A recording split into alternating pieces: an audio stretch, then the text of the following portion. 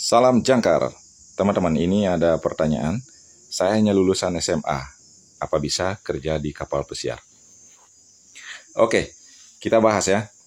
Kita bahas dengan latar belakang kebun bunga yang ada di sekitar rumah saya ya, supaya dalam membahas kita agak adem ya.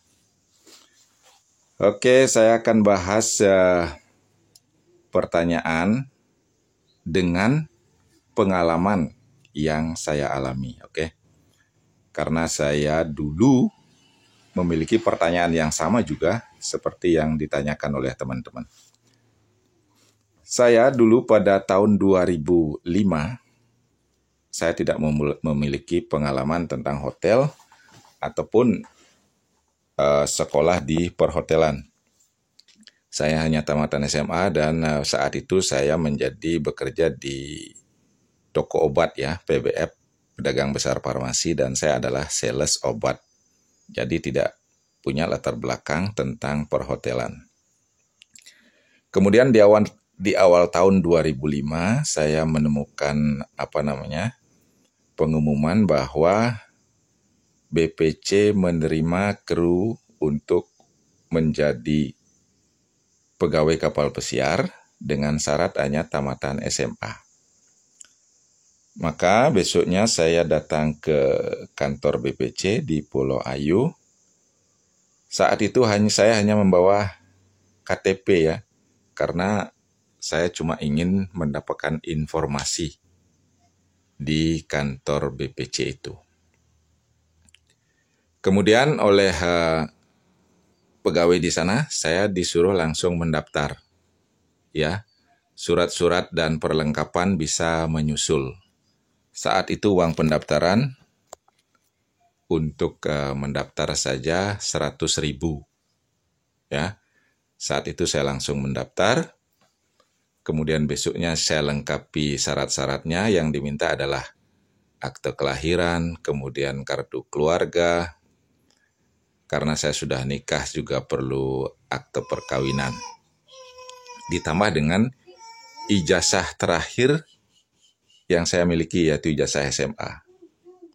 Kemudian dengan syarat-syarat itu saya juga disuruh membuat CV dengan contoh CV yang dikasih oleh agen. Jadi setiap agen formulir CV-nya mungkin berbeda-beda ya. Oleh BPC saya dikasih formulir. Saya bikinlah CV sesuai dengan yang diminta di agen BPC. Singkat cerita, saya sekolah di sana selama setahun. Jadi awal tahun 2005 saya sekolah selama setahun. 6 bulan teori dan 6 bulan praktek. Saya prakteknya di Hotel Bali Beach Sanur, Bali. Nah, di dalam teori 6 bulan itu, ini anak saya nangis. Teori 6 bulan itu kita dikasih teori tentang bagaimana kerja di hotel, mulai dari di dishwashnya, kemudian di laundry, kemudian bagaimana di restoran, kemudian juga bagaimana di housekeeping. Jadi pelajarannya itu selama 6 bulan itu lengkap. Ditambah juga kita dikasih pelajaran tentang bahasa. Ya, walaupun hanya dasar-dasar yang kemudian kita bisa kembangkan di tempat kerja. Bahasa yang dikasih adalah bahasa Inggris, bahasa Itali, bahasa Jerman, dan bahasa Portugis. Walaupun itu hanya dasar-dasar, tapi cukup untuk bisa bekerja di kapal pesiar. Kemudian setelah itu kita juga dikasih tentang bagaimana keselamatan di kapal, tentang BST-nya, bagaimana kalau kita sesuai dengan SOLAS, Ship of Life on Board, yaitu dikasih juga kita di agent selama 6 bulan teori itu. Selanjutnya saya juga waktu praktek di Bali Beach Sanur, saya mulai dari dishwash, saya juga ambil dishwash sekitar 1-2 bulan, kemudian di restoran sekitar 3-4 bulan. Kemudian juga saya dapat beberapa bulan di bar. Jadi di 3 tempat saya sudah bisa bekerja, cuma di laundry saja saya tidak. Ya. Setelah itu Setelah setahun, pada tanggal 14 April 2006, saya berangkat. Jadi sekitar setahun saya sudah berangkat ke MSC Simfonia, yaitu dengan posisi buffet boy saat itu. Oke, itulah. Jadi kalau cuma tamatan SMA, Anda harus siap untuk belajar selama setahun di sana. Oke.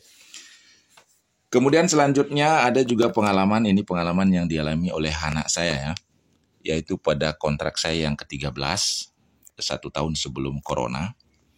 Anak saya sekolah di D2 perhotelan, kemudian juga dia punya pengalaman kerja di hotel selama 2 tahun.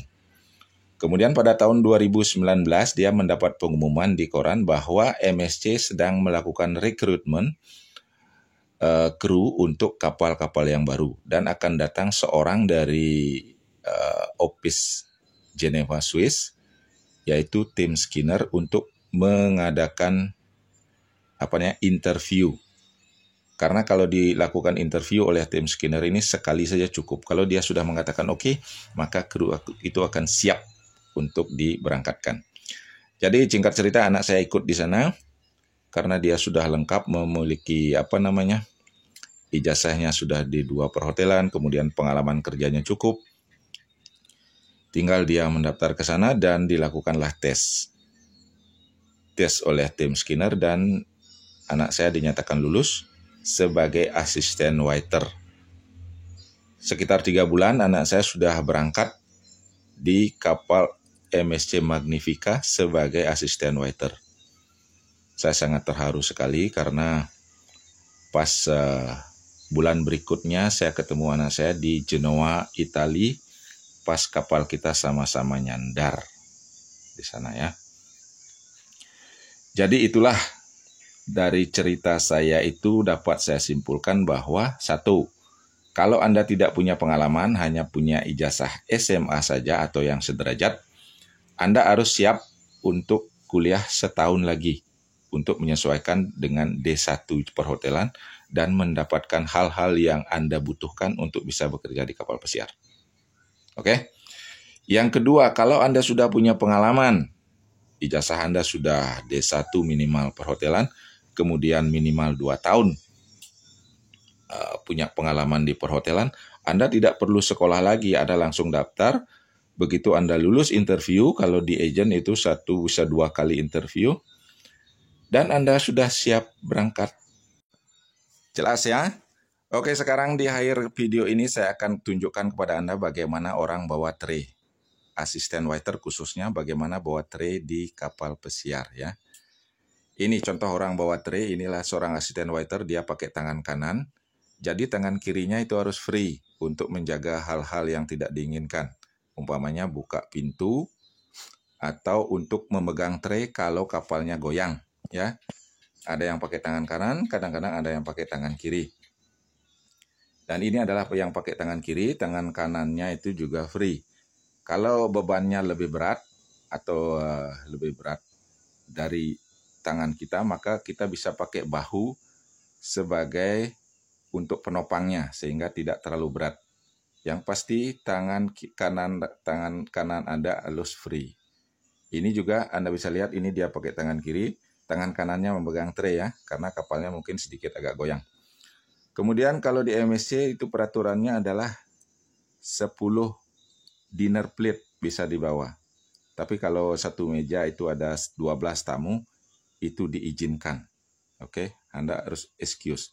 Ini juga pakai tangan kanan dia, tangan kirinya itu memegang tray untuk menjaga stabilitas ya, stabilitas daripada tray-nya. Oke, ini bonusnya. Kemudian kalau live-nya kita bisa lihat bagaimana orang bawa tray. Ini live-nya seperti ini. Ya, dia berjalan. Kemudian yang satunya ini, ya kebetulan saya ngontrol di sini supaya jangan terjadi hal-hal yang tidak diinginkan. Ini galainya seperti ini. Oke, terima kasih banyak kepada teman-teman. Mudah-mudahan video ini ada manfaatnya. Salam untuk keluarga. Terima kasih yang sudah menonton. Dan yang sebelum subscribe, please subscribe. Terima kasih banyak.